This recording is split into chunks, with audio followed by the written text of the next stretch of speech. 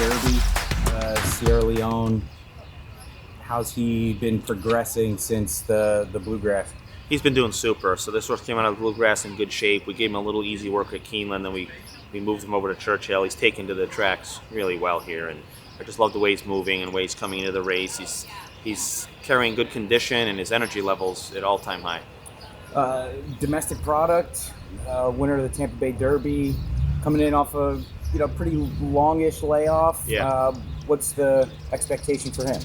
With him, just fill that tank up. This horse has great energy right now, and he's moving super. I see this horse in peak form coming in to the race. Yeah, just less than 60 days is a good stat for me, though, historically throughout my career. So that 31 to 60 days, we have a high win rate, and for this particular horse, I think he fits right in that slot. What do you think gives you that high win rate with that layoff? Everyone does things a little differently. Maybe the way we train the horses and such, giving the horses just a little bit more time to recover from their strong efforts, but not waiting too long to run them past 60, seems to work for us. Of course, in those statistics, there's a lot of turf races as well, but there's plenty of dirt races in there. And I really felt exiting the Tampa Bay Derby, this horse was going to fit right there in that 31 to 60 days and run his best race in the Derby.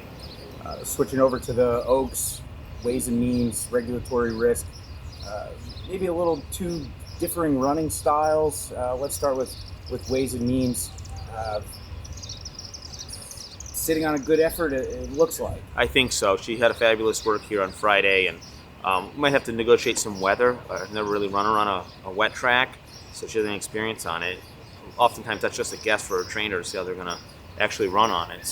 But she's got good early speed. I like the post, the 11, and I feel like she can get out there if she breaks clean and get a good forward spot.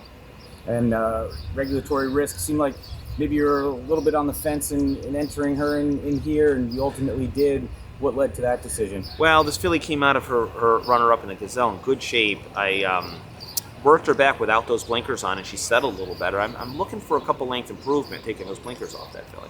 And you think that couple lengths puts her right in the race? For a minor award, would be my hope with her. And then Top Connor in the Pat Day Mile, what's the expectation for him? That getting him out to 2 turns in the bluegrass, he was involved in a very fast pace there. He broke so sharp, which I didn't anticipate, and we just kind of let him roll along there, and it was a very, very strong effort for only his second start. Getting him back to 1 turn, I'm hopeful we'll see the best of him. And just overall, heading into the Derby, you more confident than you were maybe in years past? What's your temperament heading in? I feel pretty confident. In years past, I have to say I've gone in confident a couple years with I knew I had a good chance with my horses and in a good magic in particular. So I don't want to take anything away from them because I really felt good going in, and they came up just short. This year I bring 2 really good horses in. I'd say equally as confident that I at least have 2 contenders. Neither horse would surprise me if they won, and it wouldn't surprise me if they got beat. It's just such a tough race to win.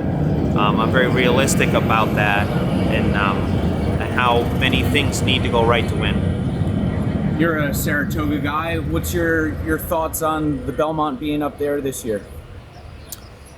It's exciting, and the whole area is already buzzing about it, and it's a very historic event to be holding the Belmont at Saratoga for the first time. And I just hopefully have horses to participate in it.